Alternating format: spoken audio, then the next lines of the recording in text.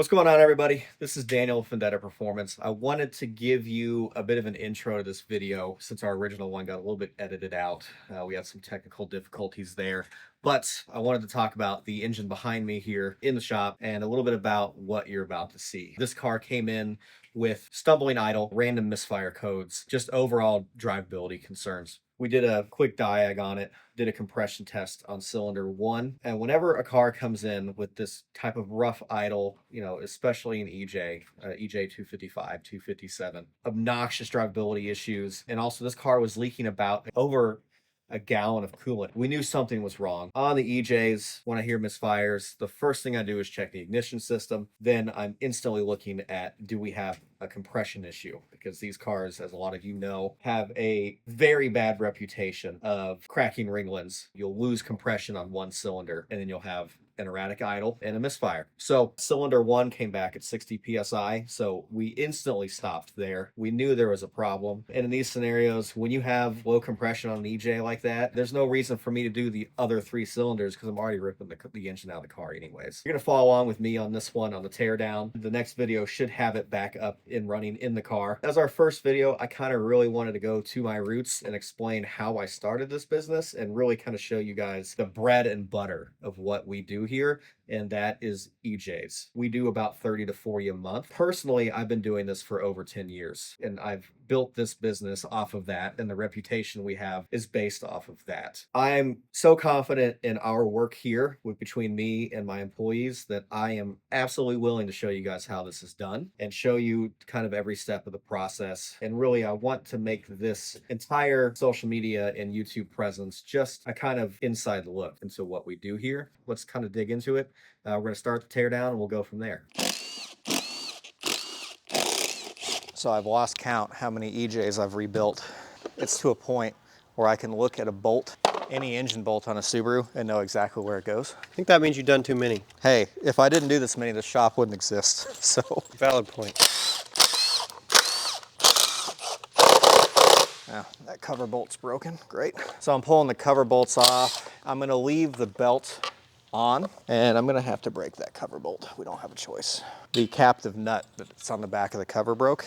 It's because it was over torqued at one point in its life. But I'm going to leave the belt just like that because one of the hardest things to do on a teardown is get these cam bolts out. Hulk works at Subaru, and his only job there is to install these bolts. And either they strip out and fail, or they come out in one piece. And if it strips out, then we're gonna have a great time trying to remove them. Lots of very pleasant words. It gets to a point where if we can't drill it out, we weld a socket to it. And you'll notice the way when I bag and tag stuff, because I'm gonna be the one reassembling, I'll have one bag for like the front of the engine, I'll have another bag for the right cylinder head and another bag of bolts for the left cylinder head. And just based off of what components are in the bag, I don't need to label them, I'll know which side of the head it goes on. The upper here, this is a single AVCS, which is your variable valve timing. They have these covers here, which are gonna make a mess. So you have your O-ring and your cover. Oil flows through the center of the bolt. On the dual AVCS motors, there'll be covers on all 4. And we'll see if this fights us or not today. So I left the flywheel on the back of the engine because I'm going to thread a bolt in, and one of the guys is gonna use a pry bar and hold it in place while I crank. I think this engine's been apart before, so this might not fight me as much as we think. Don't make a fool out of me today. It's going to. It's going to. So I tried to crack that bolt loose, and I kept the belt on it to try and keep the tooth from skipping. It did not want to play. So I don't want to have it skip too many teeth to a point where the intake and exhaust valves can hit and damage it. So I'm gonna stick the crank bolt back in it, and I'm gonna reset my timing here, except we're off one tooth there, but if you're off a couple teeth, it's okay. Just gonna... So the problem is it rotated one tooth trying to pull it off, so I'm gonna put more tension on it. And we're replacing the belt anyways, so it doesn't really matter if I destroy this one, which I'm about to. I don't know, this one, I don't know if these have ever been removed. Oh! There she went. That's one, I got 3 more to do. If you're doing this at home, I have stripped out so many of these fucking bolts. This RBRT set from Mac, it was expensive, but I have not stripped out a cam bolt using this set. It has some special flutes on it. We're gonna need more rotation than that, I think. You can watch, you can see the belt literally stretching. There it goes. The reason why these have so much torque on them is number one, the heat cycles. Number two, how wide that base is on that flange has way more contact patch on the gear. I think these get torqued to like 70 foot-pounds or something, but over time with the heat cycles, they just bind in to the point where you can't remove them. Ready? Mm-hmm. One more.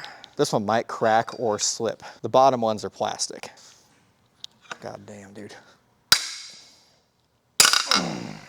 Thank you for your service. I shouldn't need you for the rest of this, hopefully. Now I'm gonna reset the timing again. Not that it really matters in this case, but you have your marks that line up. That belt is now destroyed. So remove that, the lower idler here, the tensioner. Most people can tear apart a Subaru motor with a 12, 14, and 17 millimeter socket. We have our tensioner. And this belt was overdue by like 20 or 30K, I think.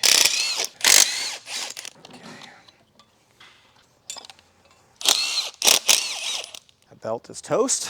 Throw that away. It was definitely due. So if that belt snaps, you bend intake and exhaust valves because it's an interference motor, so they slam into the pistons. And you're paying me a lot of money to fix that. When I recommend the timing belt, it's not because I want to make money. It's because I'd rather you not tow the car in one day and me tell you I have to pull the entire engine out. So in Subarus, it's 90 or 100K. But there's also an age factor to it too. A lot of the STIs that I see come in, especially like ones that aren't driven very often, they haven't hit the mileage cap on them. But if the belts, in my opinion, are more than 10 years old, just do it anyways because the rubber degrades over time. Belt service is like $1,200 or $1,300. And if it snaps or it dry rots to the point where it fails, it's like $3 grand plus to fix. So, you know, in my opinion, it's well worth doing it. The lower gears, they just pop off. This didn't have a bearing failure, but I'll go in and hot tank and clean these. The AVCS gears have oil that run through them. And if you have a bearing failure and you replace a short block and an oil cooler and everything else you're supposed to, there's still a ton of oil in these. So if you don't pull these apart and clean them or replace them, you're just gonna send contaminated metal oil through the entire system when you start the car up. I prefer to clean them because from Subaru, they're $240 a piece. So we have the front timing cover we'll pull out.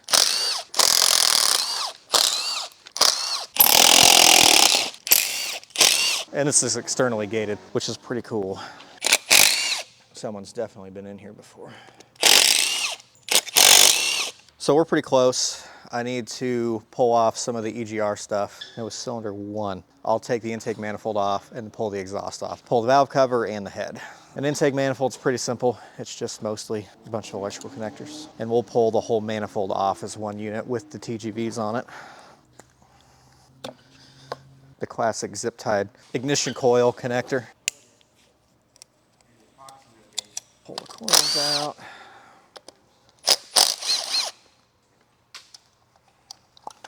And it has OEM ignition coils in it, thank God. The aftermarket ones, like you can go on eBay and find a set of 4. They have really bad quality issues. I've seen them fail out of the box. We had a Subaru that came in. We did a wiring harness about a year ago where he put an aftermarket set on there because the OEM ones are expensive. They're like $140 or $180 a piece and you need 4 of them, right? So you can find them online for considerably cheaper and people do it because they don't want to spend the money and I get it.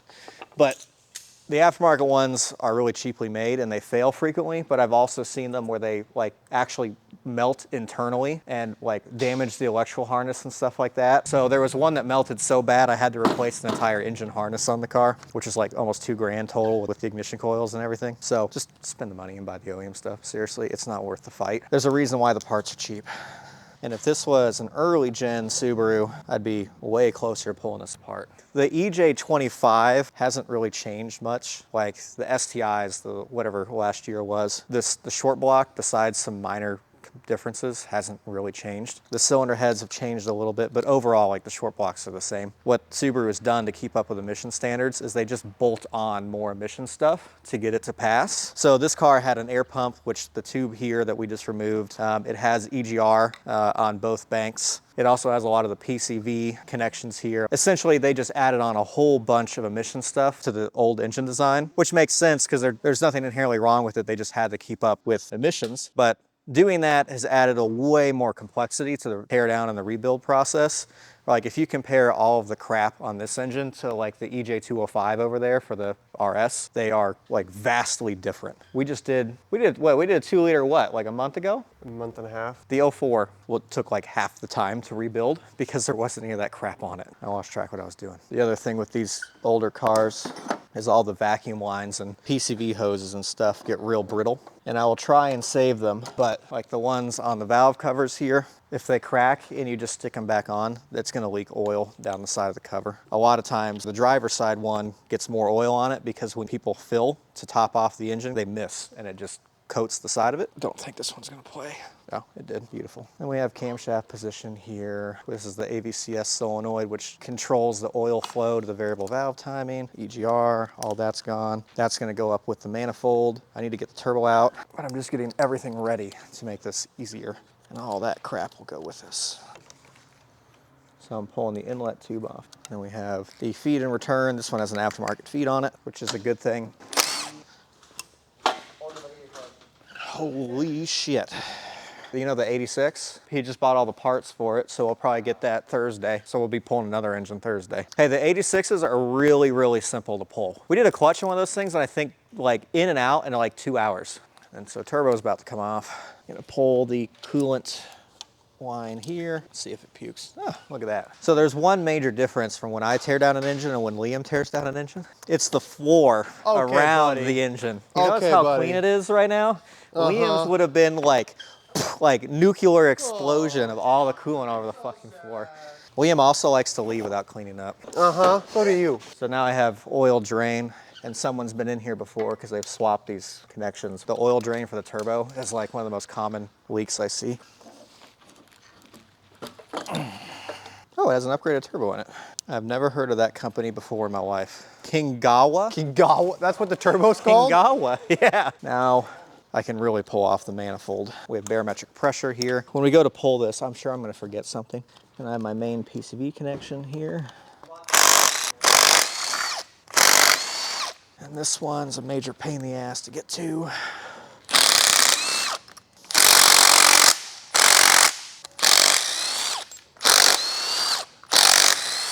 So now we play the game of what did I forget to disconnect?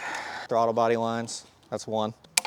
I used to go to Throwback every like Thursday night with my friends and do hood rat shit and then go to bed at like 3 in the morning and go to work and be like fully functional. Now I go out on a Saturday night for a birthday once every 6 weeks and I can't function the next day. William, I might need some assistance here. Oh, wait. Wow, that just came completely off. That was not even tight. Oh, I forgot something. No, I'm just stuck on this stuff. Hang on, now I got a line here. Oh, knock sensor. Come on, William. There you go. Okay. Throw that in the box. We're close-ish. This is our bad cylinder, so now I gotta flip it over. Well, what's the valves look like? Pretty good, actually.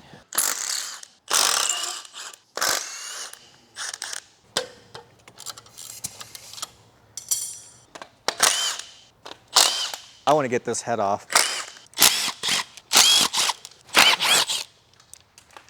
That way. What? I dropped the bolt into the... Could use a slightly more frequent oil change, but it's not that bad. That bolt was not even tight. Who put this motor in last time? Oh, I know who it is. Yeah, okay. Well, maybe. I don't know. If they tuned it. That doesn't mean they installed it. I mean, this car has definitely been apart before. Yeah, I got to get that and the EGR plate off.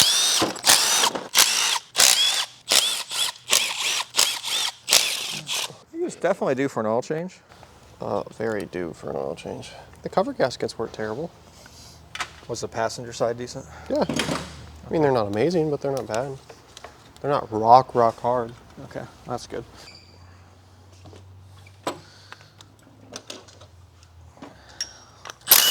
Dude, we had Freddy's last night. We DoorDashed it because we were being lazy and it was raining and we didn't want to go anywhere. I don't expect something super fresh, but like, you know, they shove all the fries in that little box. Yeah. And the bottom of it, they just came out in like a giant glob. That's gross. And I was so hungry, I ate them anyways. And then rough time that evening. You can break it, I'm gonna replace it anyways.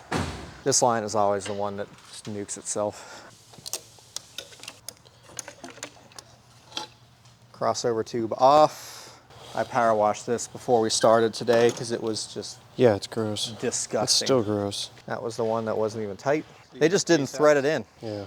Because these are case halves and they're split in the center, this crossover, the piece we just pulled off, is the water crossover that feeds both sides of the block because there's no coolant passages through the center. Yummy! Who installed this? This has an equal length manifold on it, so you can't even get to the bolts properly.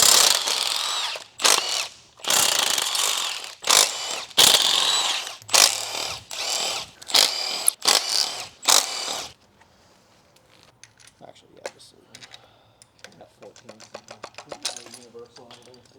So these are labeled. So if you look at the top here, so this is the intake cam. If you take these apart and you want to figure out where these rear caps go, there'll be an I. So this one's 3I792 and this one's 3E792. So exhaust side, intake side, and they always have arrows facing forward. You just need to make sure that you keep them per bank, given the heads are also labeled with a 792 or whatever the end of the serial number is. So we'll take these off, leave the bolts in them. We'll also take the cams off here because our main head bolts are underneath. Ouch. Good God, dude. Dude, those were on there like crazy. I gotta do one more. I need bigger totes. We'll see how bad the carnage is on number 1. William, I was thinking more about what had failed on it. And it's like, I know the photos you sent, you had the stuff on the side of the cylinder wall. I'm almost curious if that's part of the cylinder head gasket. It's possible. Give me a rag. Because I think it might be. I mean, she was saying she was losing coolant. Over a gallon over the past couple months. That's a lot of coolant.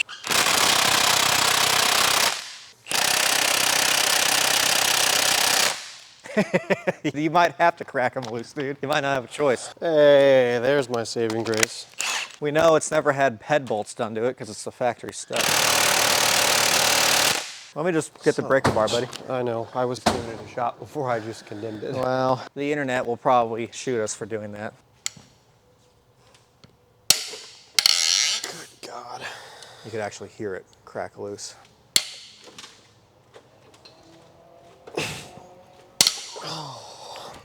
That's why it didn't touch it. He's doing it the reverse order of install. Good Lord, I mean, the heads are gonna get machined and decked anyways, but proper procedure is you remove the bolts in reverse order of installation. So. Did you hear that? Yeah, that was the gasket letting go. I feel like they're gonna break. Nope. There are guys who will reassemble these motors with the reused head bolts, factory ones. They're like $6 a piece. Just replace them. You know, these don't smell like they normally do. God, they reek like gas, dude. They reek like gas. Oh, dude, look. That's all coolant. There's our problem on cylinder 1. Not as bad a carnage as I was expecting. You see all the material. That's what he was seeing on the bore scope. So what happens, they fail in 2 ways. Turbo cars don't usually eat gaskets like the non-turbo ones do. Essentially, you have your gasket here. You see how clean these pistons are? Like and the edges there. And you're starting to see like, it looks like they're getting kind of steam cleaned, and you have all the carbon buildup in the center. Coolant will leak into the chamber. The gasket will fail and it will leak into the chamber and burn off. And it kind of like steam cleans the motor over time. I mean, we definitely had a gasket failure. You see how clean the tops of those are? It's definitely been burning coolant. Oh yeah. 100%. Hey William, I'm adding something to your pressure wash list.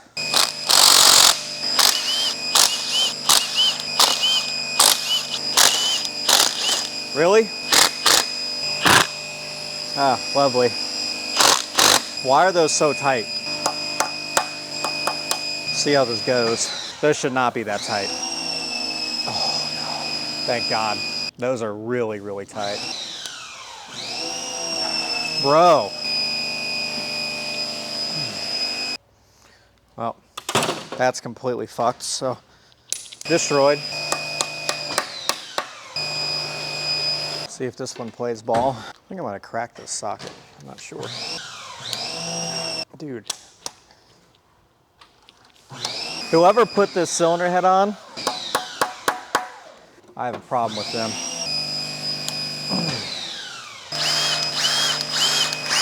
whoever torqued this down, like torqued the living shit out of them. I would go to remove them and it would just lift off and then round the head. So I had to extract 3 of them out. So I need 3 new bolts. That's not a big deal, but those only take like, I think like 14 foot-pounds. They were easily triple that. Oh, it would help if I grabbed the right socket.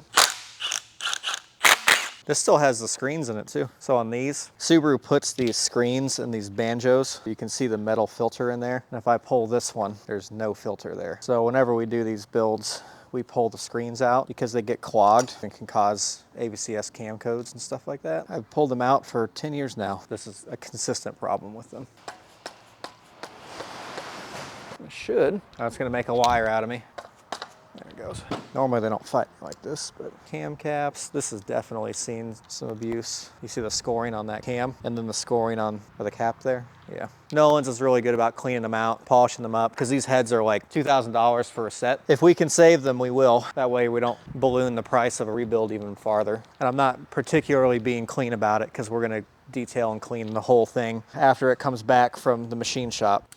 Also, where was the 14, buddy? The 1/2 inch? Yeah, for this. It's on the impact. Did you find that 14? The 14? I told you it's on the impact. Oh. Best part is we can rewind that and figure out if he actually said that or I not. fucking did. I said it's on the impact. Oh my God. Jesus Christ almighty.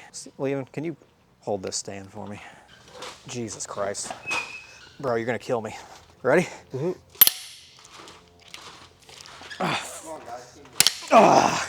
Sorry, and my brain was not braining. Very good. Oh, dude, these are fucking weird. That's what I told you. I felt like they were breaking. These are weird. Now this one. That feels I know. so sketchy. That's what the other ones felt like. We've done enough of these. You can just feel based off the head bolt. Popping weird. I don't think they were lubricated properly when they were installed. They crack, lift up. They really release some weird pressure underneath here. Call me crazy, but there's something wrong with these. And then they bend right here. It's bending and then it pops. I feel it. Turn that me panting like a dog into some ASMR video. Chicks on TikTok or something. Okay.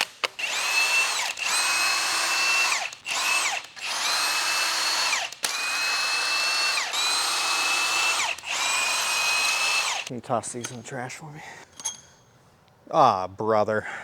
That's the way the other ones were. Incorrect installation. Those need to be lubed up as they go in so they can actually not pop and crack. God, that's gnarly, man. Even on the back of the washer, they didn't. So when you install these head bolts, the way Subaru wants you to do it is you grease the threads, or they use engine oil, but you do the threads, the bottom of the washer, top of the washer, bottom of the flange of the bolt, slide it in and then torque it. Well, the grease, number one, keeps this from happening. But two, if you don't do that, it changes the torque value in the torque wrench. So because it's not lubricated, it's like anti-seize or any other lubricant will actually change the torque characteristics of a bolt. So these were probably under torqued because they weren't lubricated. I mean, even all the way, you can see the corrosion all the way in through the thread. So this was not installed properly, so it was under torqued, which would explain why the other side had a failure on the head gasket. This makes me wonder if they even machined the heads originally.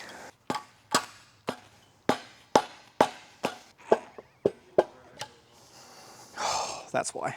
See the corrosion on the guide pin there? That pin right there? It's actually started to eat the material away. Scoring on the cam journals. This has definitely had a short block before. And we'll send these off to Nolan's and that'll become their problem. On the cam caps, you have, I didn't check, but you have an E and an I with an arrow representing exhaust and intake. So this is exhaust side. The arrow points towards the front of the engine.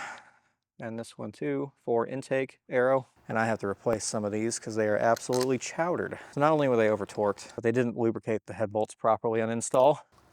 This one doesn't look too bad, but man. And so we're done on this one. That's it. We'll leave it just like this. It's not worth tearing apart anymore. We're already ordering a short block for it. So I'm basically gonna harvest the parts I need and then stick everything else back together and swap it over when the new one comes in. We have enough stands now that I'll just put them side by side and just rotate over. But it's getting a new timing assembly and everything. So that's it for this one. There's our bucket of parts. Our heads. And it'll sit like this for about 2 weeks until we get the heads back. That's a full EJ teardown for you.